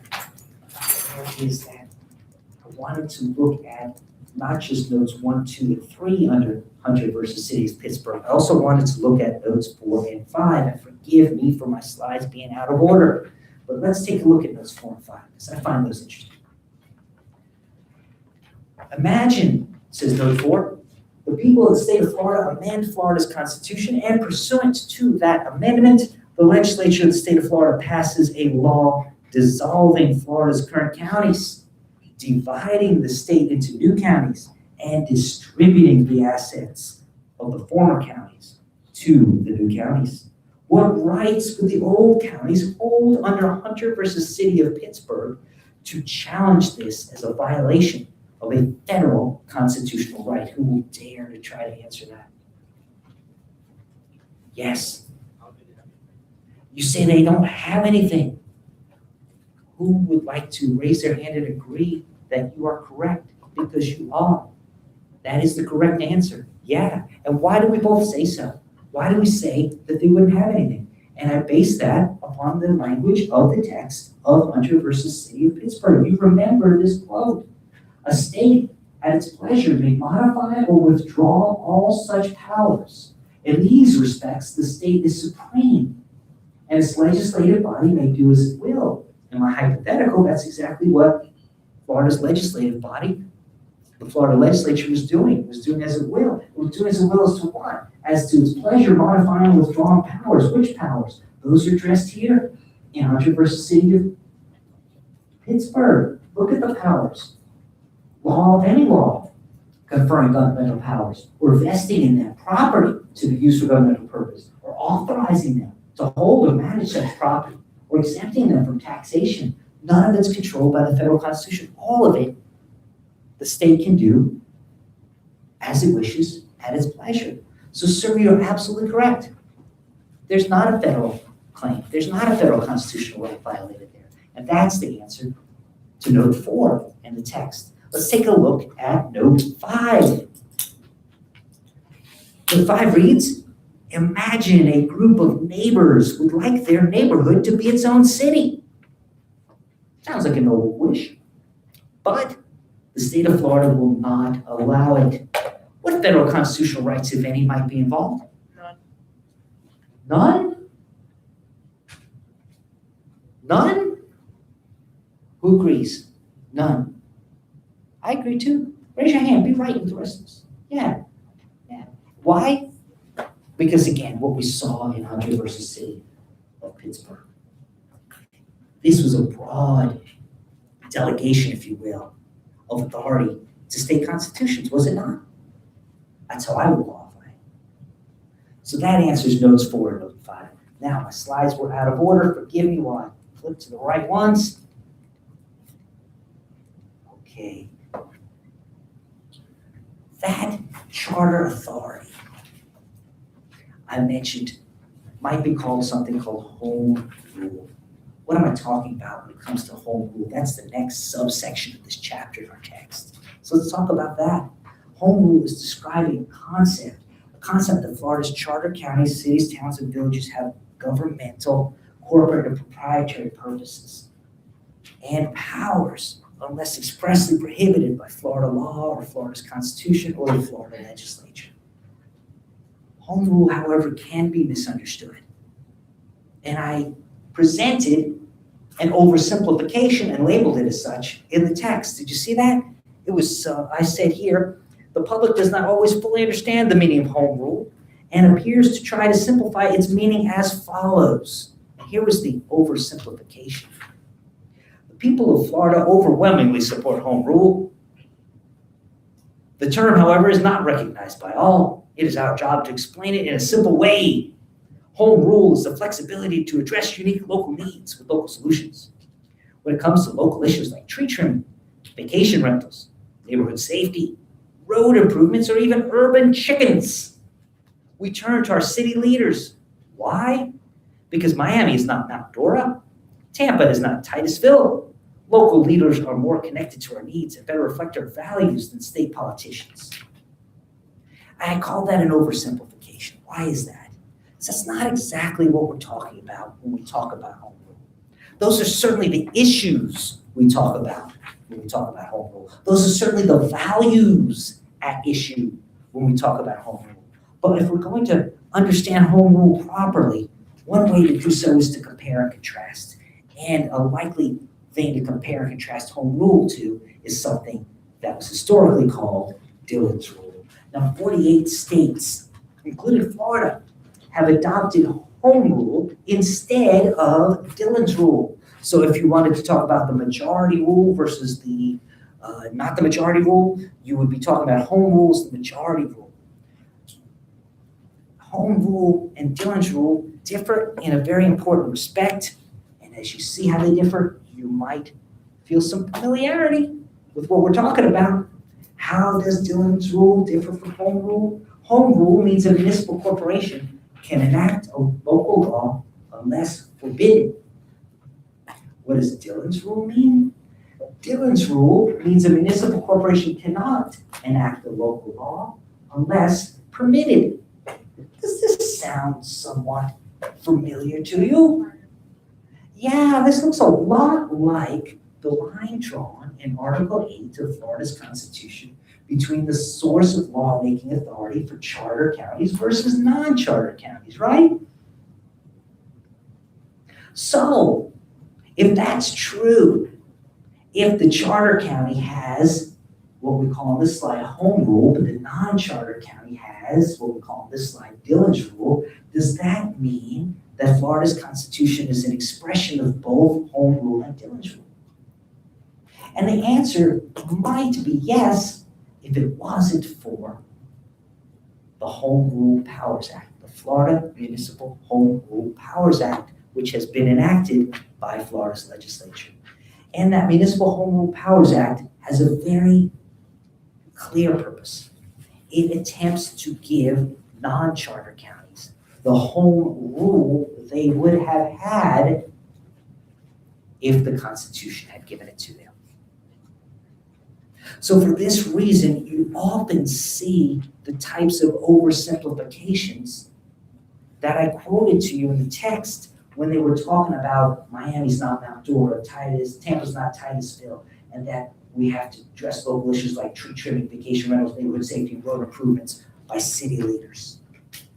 That is an expression of a belief that Florida's Home Rule Municipal Powers Act is as broad and powerful as the home rule we find in Florida's Constitution. That's a belief, but is it a correct belief? And that's why I presented to you the very intriguing case. Where'd my intriguing case go? The very intriguing case of Gretna Racing versus Florida Department of Business and Professional Regulation. If you read the case, you note that it had something to do with gambling. When I picked the cases to put in the case book, I try to find things that have some sort of inherent interest, somehow are interesting other than for someone who likes to spend their weekends and evenings writing books instead of attending their children's events. Bad call. But I try to find things like gambling, or you remember the NCAA case, I try to find things like sports. I try to find things like that you might have some inherent interest in. So what I found for you here was a local option that involved gambling. Now, as I mentioned in note 1 and the notes and questions to consider after Gretna Racing versus Florida Department of Business and Professional Regulation, as I noted there, this particular local option has now been removed. So this particular law at issue is no longer in place. But the case talks about gambling, that makes it interesting. And the case talks about a local option, and that makes it important to understand. Florida often creates local option statutes where local governments have the power to either opt in or opt out and make something illegal or make something that's illegal legal by opting in. And this is an example of that local option, even though this particular option doesn't exist anymore. Like all local options, it was something that wasn't true statewide, but that local governments could make true within their authority if they follow the right rules. The particular local option here had to do with slot machines. Anybody here play slot machines? No slot players? We've got slot machines in Florida, right? We've also got blackjack. We don't yet have craps. I'm looking forward to craps when it gets here. We certainly have slot machines. Once upon a time, there had to be like a bingo game with like a slot machine face in the front of it. Do you remember those days? You'd go to the Hard Rock Casino in Tampa, or maybe you'd go down there in Miami, and you'd be putting your money in a slot machine, and then for just a split second, a bingo card appeared. And then you saw a video of some slot machines rolling. See, the real game you were playing was that bingo card that showed up for a second. You weren't really playing a slot machine. Then later, we had real slot machines here in Florida. This was a local option that no longer exists, where local governments could opt in and allow slot machines. And that's not an uncommon way for Florida to offer these kinds of local options to governments. Here, the government decided to hold a referendum. They decided to ask the voters a question. Shall slot machines be approved for use at the pari-mutuel horse racing facility in Gretna, Florida? This is the question presented by the Gadsden County Commission to the county's voters in a ballot question. Because under the local option, first you had to have a referendum. The referendum had to pass. It had voters saying, yeah, I do want slot machines. Then you could file your petition with the Division of Pari-mutuel, which was an agency set up to govern such things. But here there was a flaw. What was the flaw? Was it that the referendum didn't pass? That wasn't the flaw in Gretna Racing versus DBPR. Because the people voted yes. The referendum was a success. Yes, we want the slot machines. What was the flaw? The flaw was there wasn't statutory authority to hold the referendum. Why not?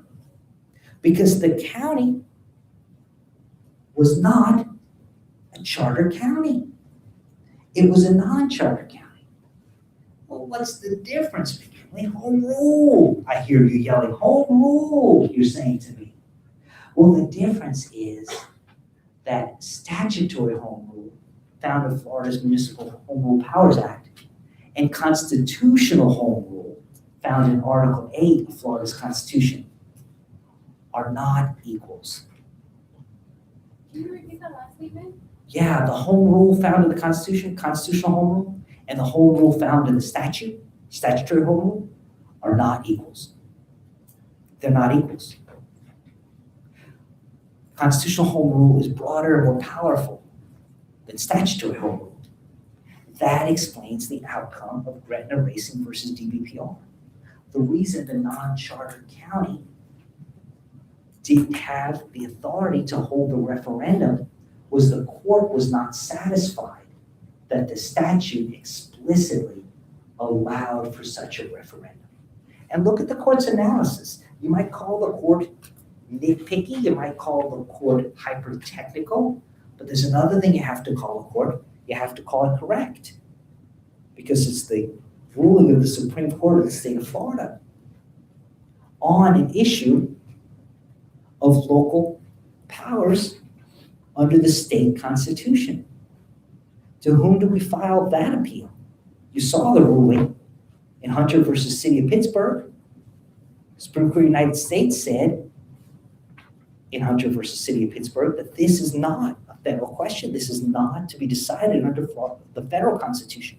This is an issue for the state constitution. So in a way, if you don't like a ruling like Gretna versus DBPR from the state's highest court interpreting the plain language of the state's constitution, in a way you have nowhere to go under Hunter versus City of Pittsburgh because it clearly holds that this is not a federal constitutional question. This is not a federal question. So as we look at the analysis from Florida Supreme Court here in Gretna versus DBPR, they say that there is indeed a Municipal Home Rules Powers Act. And it does say that such powers are granted, but it doesn't spell out this particular power.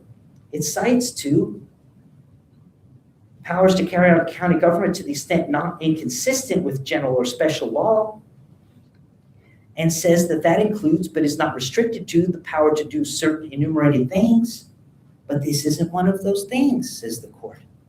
The court also points out that one of those enumerated things is the power to conduct a straw ballot,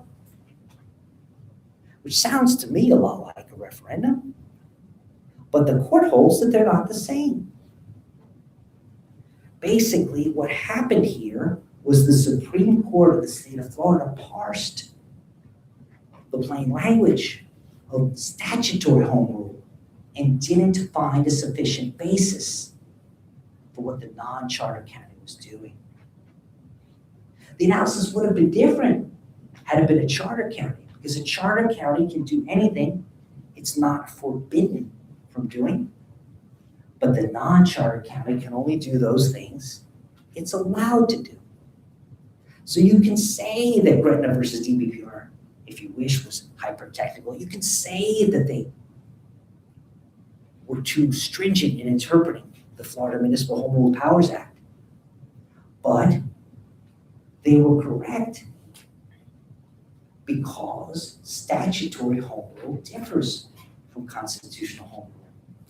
You saw how it differs. It differs because under statutory home rule, you can do anything the statute allows.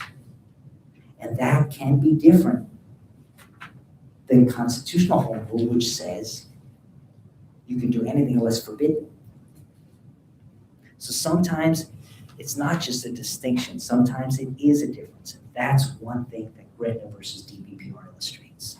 Any questions before I cover the remaining note in question to consider? We covered note 1. We noted how there remain local options in Florida, but this particular local option is not one of them. Note 2 says, what power did the non-charter county lack that resulted in its inability to hold a valid referendum? The answer, quite simply, was the power to hold a referendum on this particular topic. The power to hold a referendum on this particular topic. Brings us to another fun case. And I don't have a slide for this one. Let me see if I can shove the slides. Is there a way to do that? Yeah, just close the cloud. This should time out just a minute.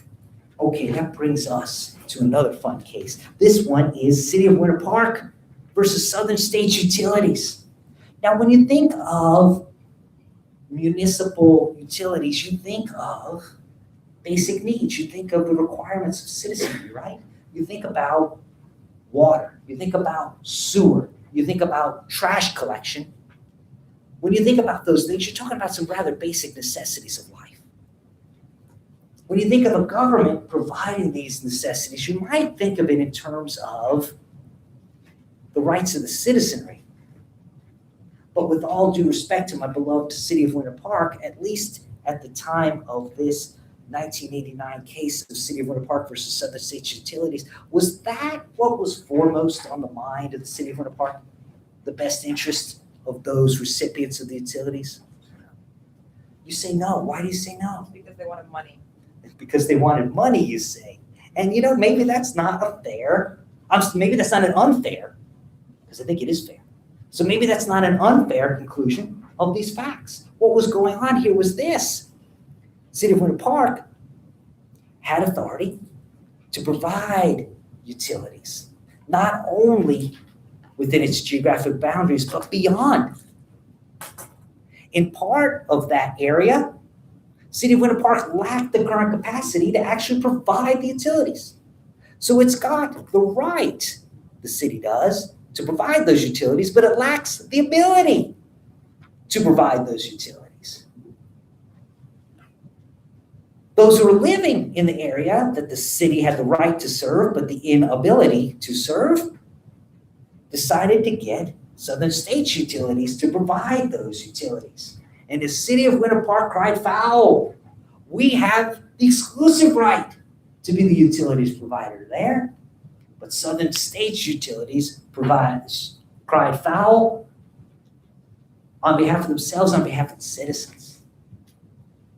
What do you do if one local government has the exclusive right to provide services but lacks the ability to provide it? That was the question at issue in this case. The answer here, quote, a city cannot undertake to extend its service franchise beyond an area it is able to serve and thereby prevent the public from being served by anyone else. The public is entitled to be served and served by the entity best able to serve it. That was the ruling of the court. Is that a surprising ruling in your opinion? Maybe not for you who are new to municipal law, but it would be a surprise to most because the majority rule throughout our nation is the opposite. The majority rule is that the provider who has the exclusive right also has the exclusive right not to serve. Don't believe me? Look at notes and questions to consider. Let's begin. Where's my notes and questions to consider? There it is. Let's begin with, it's note and question to consider. It's a singular. Was the City of Winter Park's desire to be the utilities provider unreasonable in your opinion? Consider McQuillan's summary of the majority rule. And what you see there in the summary is, quote, a municipality may extend its own services to municipal-owned facilities located outside its territorial limits, even though these facilities may have already been supplied through a private company. According to some authorities, this power is implied. And it goes on to say, the majority rule goes on to say the opposite of what the case just held. So Florida's in the minority here, but probably a good thing, right? Because when it comes to a moral-based judgment, does anyone have issue with the following quote? The public is entitled to be served and served by the entity best able to serve it, quote, when it comes to municipal services. Probably not.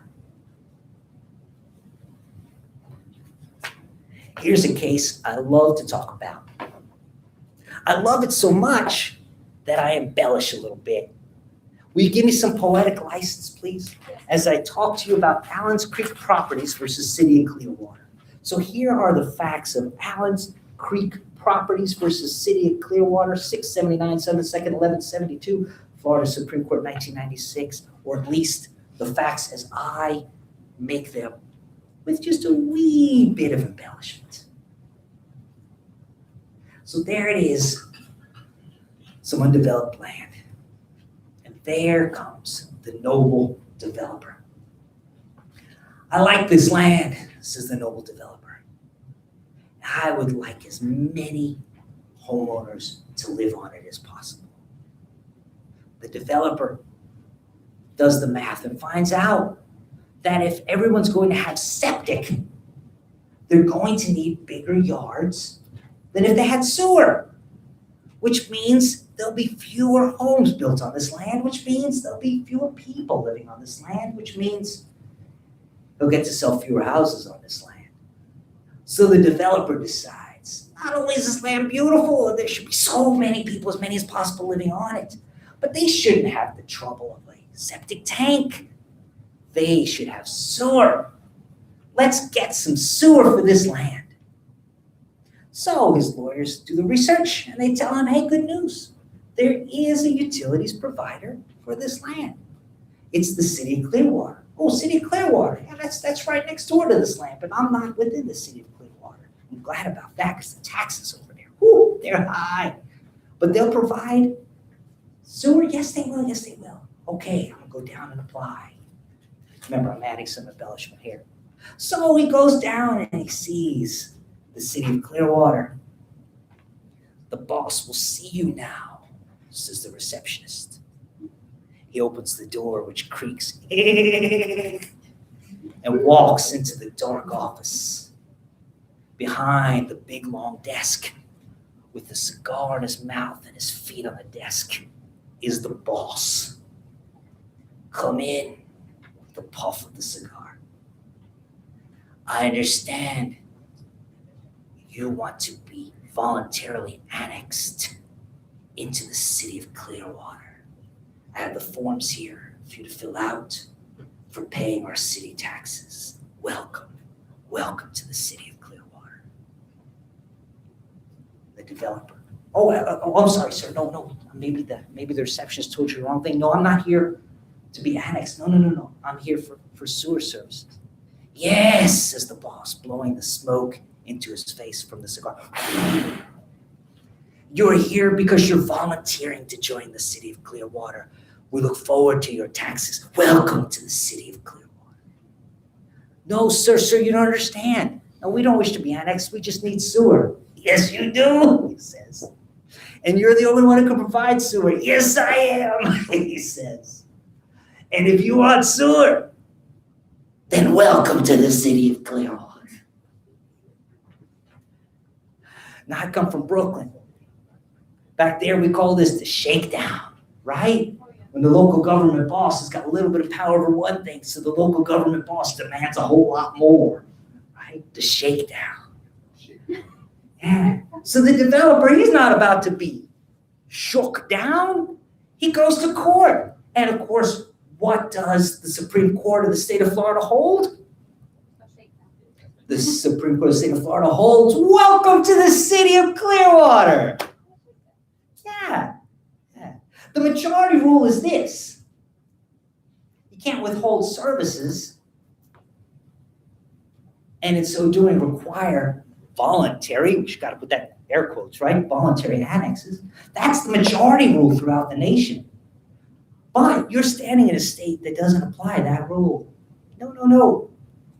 Here in the state of Florida, the rule is, under this case of Allen's Creek versus City of Clearwater, welcome to the city of Clearwater. If a local government appoints itself as the exclusive provider, then it can require you to voluntarily be annexed into the city before you get utilities. So what did that leave the developer with the choice of? Either the developer could go without sewers, okay? And there are septic tanks, they're not the end of the world. But of course, he's gonna need bigger lots to have septic tanks, so he's gonna sell fewer houses. Or he can have the sewer he wants, but in so doing, he's going to have to voluntarily join the city of Clearwater. And in my embellishment here, all characters were fictitious. Any likeness to any real city of Clearwater person is distinctly not true. I just made the whole thing up. Okay. But I didn't make up the ruling of the case. And indeed, there's been plenty of criticism of it. If you look at the notes and questions to consider, note 1 talks about a bar review article called Up Allen's Creek Without a Paddle. Are you familiar with that phrase? I tried to state it really politely in the book. I said, the slang phrase, up a creek without a paddle, and its 4-letter variants. Maybe you're familiar with one of the 4-letter variants? Up a creek without a paddle? Yeah. That describes being in an awkward or unpleasant predicament without a ready means of resolution. And in this law review article, Up Allen's Creek Without a Paddle, can cities leverage utility service for annexation? The answer was yes. Quote, cities are often looking to expand their boundaries because annexation results in increased revenue and lower tax rates. in the future. Specifically, annexation helps spread the cost of constructing and operating municipal utility systems to all customers, not just city residents, although hardly perfect, tending to create pockets of incorporated areas by mandating annexation petitions from county property owners for utility services. A city addresses the public policy concerns of county residents on city's borders, reaping the benefits of city life tax-free. Well, that's one optimistic way to look at it, right? I guess the article sees this as a beautiful thing. You know, the hypothetical scenario I just gave you there with the embellishments would be beautiful, according to the article of the author of the article, Up Allen's Creek Without a Paddle, or at least the part that I quoted it from. So where do you stand on this? Is it beautiful? What about that point? If I'm on the boundary of a city, right, then I have some but not all the benefits of that city, you know? I live in a city of Winter Park because I really like it. We got the Horse Museum, got the Polisek Museum, we got my church, St. Margaret Mary Parish. Love being close to those things. We've got what they're now calling the Golden Mile of 1792 between Fairbanks and Lee Road. Lots of beautiful development going there, but even better, we've got Hannibal Square, we've got New England Avenue with its brick street and its beautiful trees. Same thing with Park Avenue with its park and its brick street. It's sidewalk cafes on both of those streets. Love being near those things.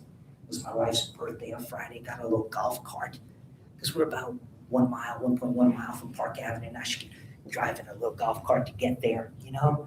But we're in city limits, so we pay a lot of taxes. It's not far from our house where the line is drawn, and you're in unincorporated Orange County. But you're still called Winter Park on your address, and you can probably get to Park Avenue almost as fast as I can, getting all those benefits of Winter Park living. Even the address says Winter Park, without actually paying the Winter Park taxes. Is that fair? Shouldn't we have a way of manhandling these people into paying our taxes? After all, why should I have to pay the taxes? That seems to be the sentiment of the part of the Bar Journal article Up Allen's Creek Without a Paddle that I quoted to you there. The sentiment of that article seems to be, well, you know, why should we have to pay the taxes just because it's our city? So where do you stand on that? Should I have to pay the taxes just because it's my city? What do you think? Well, I think if the sewer line breaks, then anyone enjoying the sewage, I guess, Enjoying the sewage. enjoying the sewage of the Okay. sewer line should have a part in fixing it, not just Oh, yeah. a portion of people that it benefits, but all of the people it benefits. Well, that's a point well taken. Yeah. So there's a free rider problem. Is that what you're saying? Yeah. From an economist standpoint? Yeah, that's Yeah. different. I saw another hand. Yes. Well, your property values are a lot higher being in that closer areas, if you will, downtown Winter Park. So maybe it is fair that you pay higher taxes. Statistically, I think you're right. I think in situations where city living provides a benefit, that benefit is reflected in the property values of the properties closest to the benefits.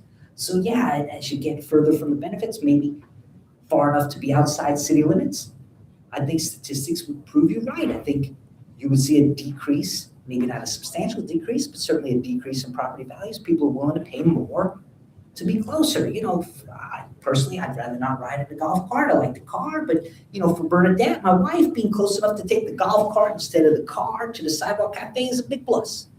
Yeah, it makes me no never mind, but it's a big deal to her. So if she's buying a house, maybe she's willing to pay more for that. Likewise, maybe I'm willing to pay a little bit less for a house. I'm probably the world's cheapest man and be a little further away. I'm probably okay with that. So at a stadium, I'm often in the cheap seats.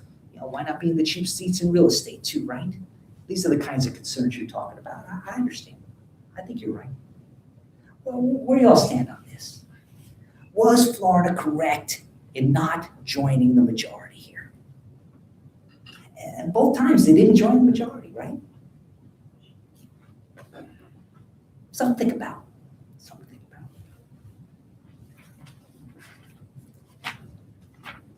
think about.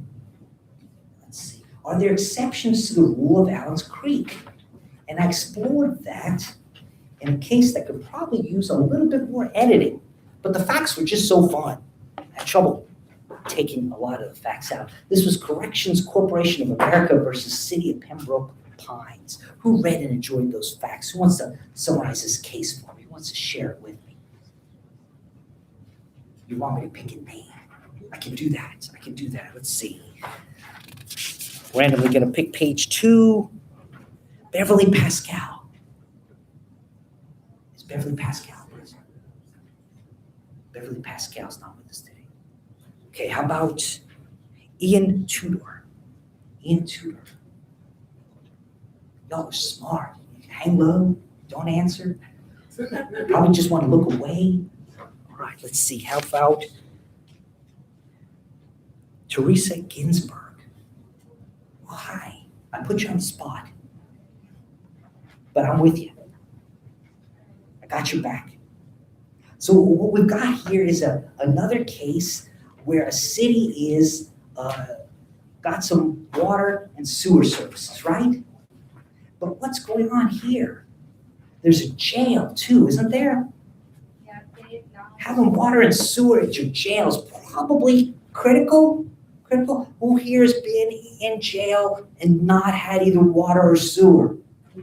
Oh, I almost tricked you into raising your hand, huh? Yeah. But since none of us have been in a jail, can you imagine a jail without water or sewer? Probably not the best place to be, right? You know? Jail in general is probably not the best place to be. Jail without water and sewer, that might even cause some federal constitutional problems, wouldn't you say? For how long can you keep inmates incarcerated without water or sewer? Probably not all that long without violating a constitutional right or two, right? So what we've got here is some negotiations going on, but you've got a really motivated buyer because Corrections Corporation of America really's got to have their water and their sewer for their jail, don't they? Yeah, but there's some back and forth. And there's some promises, and there's some written documents, and there's some promises broken. So what's the holding? Most relevant, how does this holding show us a potential exception to the rule of Allen's Creek? How can this keep us from being up Allen's Creek without a paddle? Let's see. As a general rule, a municipality has no duty to supply services to areas outside its boundaries, says this case, and it quotes as something for authority. Does it quote to the majority rule? No. It quotes to Florida's rule. It quotes to Allen's Creek versus City of Clearwater, which is the minority rule nationwide, but it is the law here in the state of Florida. A municipality has no duty to supply services to areas outside its boundaries. So in Allen's Creek, Florida Supreme Court recognized exceptions to this rule. Oh, this is what we're looking for. Okay. Exceptions to this rule were 1, a municipality has agreed to extend its services by contract, and 2, where the municipality has assumed a duty to provide such services through its conduct. Look at that. So the facts here, as you read through them, show promises made, right? Memorandum of understanding being written, arguably perhaps even a contract entered into. These things being arguably relied to their detriment by CCA in building their jail and putting all those things together. This case finds an exception to being up Allen's Creek without a paddle. And what's that exception again? 1, a municipality has agreed to extend its services by contract. So first, we need more than just talking. We need a contract. And second, a municipality has assumed a duty to provide such services through its conduct. That's a little harder to meet an evidentiary burden on. Is there a contract? Well, if you've got a writing, maybe even a verbal contract, but most certainly a writing, you're gonna go a long way towards meeting your evidentiary burden. Let's take a little closer look at the evidentiary burden or how you might meet it when you're trying to argue point 2, the municipality has assumed a duty to provide such services through contract. Here, with regard to the conduct exception, number 2, where a municipality has assumed a duty to provide such services through its conduct. So we're looking at What do you have to show? What do you have to prove? When it comes to the conduct part of the two parts here. When it comes with regard to the conduct exception, the court explained, according to jurisdictions that recognize this exception, a municipality that holds itself out as a public utility for a particular area has the duty to supply everyone in that area. Now, is that true in Florida? No, that's the majority rule, but that's not true in Florida. So the court goes on. We agree that through its conduct, a municipality may assume the legal duty to provide reasonably adequate services for reasonable compensation to all of the public in an unincorporated area. And it cites the city of Winter Park versus Southern States. Did you see that? We talked about that case just a few minutes ago in this lecture. Do you remember City of Winter Park versus Southern States? As we talked about a few minutes ago, that was the case where the City of Winter Park had the exclusive right to be the provider of utilities outside its geographic boundaries, but it didn't have the present ability to provide the utilities outside its present boundaries.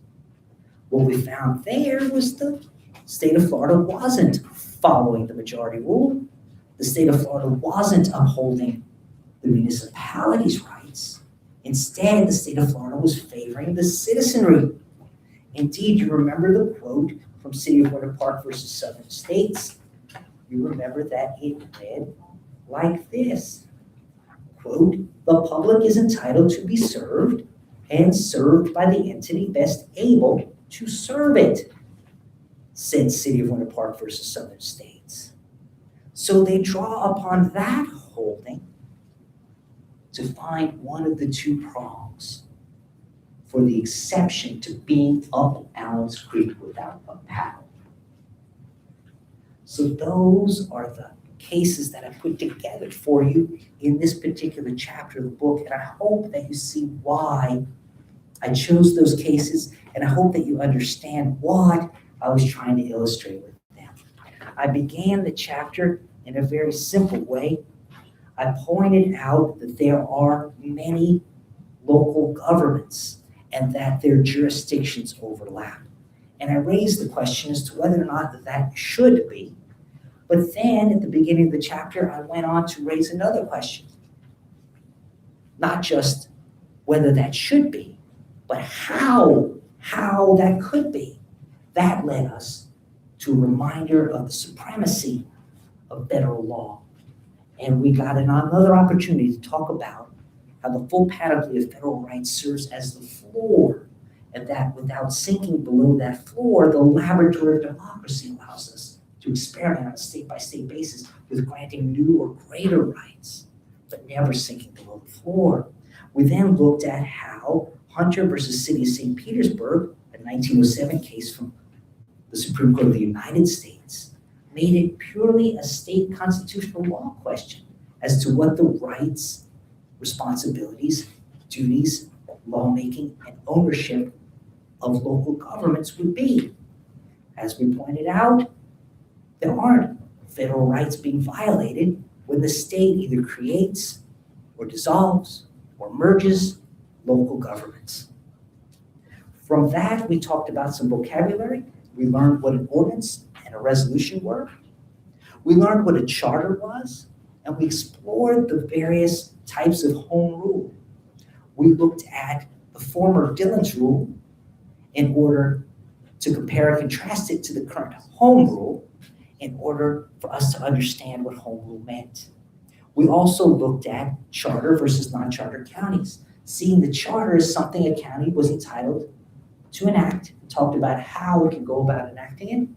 We then talked about the greater benefit of being a charter county because it had a source of organic law, not organic produce, organic law. And we talked about how statutory home rule was created to try to give non-charter counties the same home rule that charter counties have. And although there were sources we could quote from that suggested that all home rule was the same, we learned that that was not true when we looked at cases such as the one presented here called Gretna Racing versus Florida Department of Business and Professional Regulation. There we found a deeper and closer analysis is required for statutory home rule than there is for constitutional home rule. And based on that analysis, a non-charter county might not have the same strength of organic law that a charter county has. From that case, we looked at City of Winter Park versus Southern States, and we found the first of two examples of Florida municipal law varying from the majority rule. There, Florida varied from the majority rule for the benefit of its citizens, arguably. But in the second example of varying from the majority rule, called Allen's Creek versus City of Clearwater, arguably, Florida varied from the majority rule not for the benefit of its citizens, but for the benefit of its municipalities. And I have to say that, arguably, because we heard opinions such as we saw in the the Florida Bar Journal article called Up Allen's Creek Without a Paddle, we did see the opposite opinion, right? Perhaps Allen's Creek avoided the freeloader, the free rider problem of economics. So perhaps, at least in the opinion of that Bar Journal article, it was for the benefit of citizens as a whole. But whether it's a benefit for the citizens or not, it's important to know whether or not there are exceptions. There is a limited exception to Allen's Creek.